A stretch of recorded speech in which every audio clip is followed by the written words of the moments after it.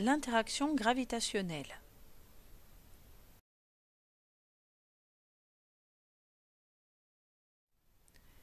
L'interaction gravitationnelle, énoncée par Isaac Newton en 1687 dans son livre Principia Mathematica, est à l'origine de l'attraction des corps massifs entre eux sous l'effet de leur masse.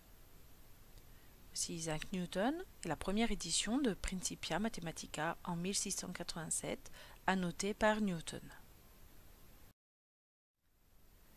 L'interaction gravitationnelle est responsable des marées, des phénomènes astronomiques et de la pesanteur. C'est la force qui s'exerce entre les corps qui ont une masse et qui est responsable de la chute des corps terrestres, du mouvement des corps célestes, et on peut dire que les satellites et les projectiles vérifient la même loi.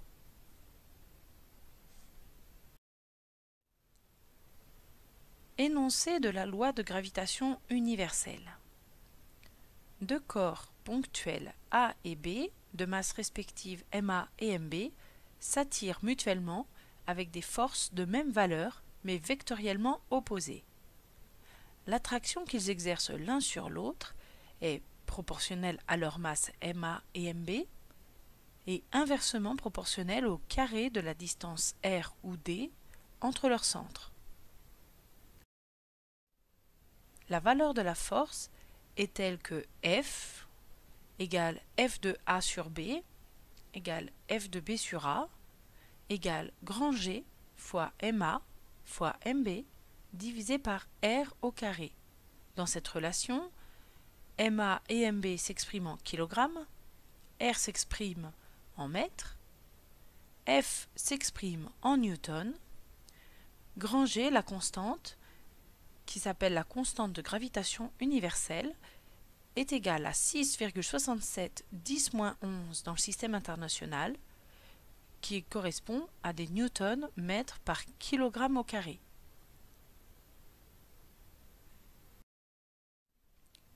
Les forces qui modélisent cette interaction mutuelle ont les caractéristiques suivantes.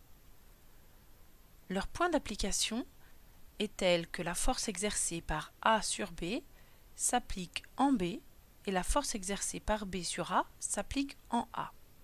Voici les deux corps A et B, de masse respective MA et MB. La distance entre les centres est R. Voici les deux forces qui modélisent cette interaction.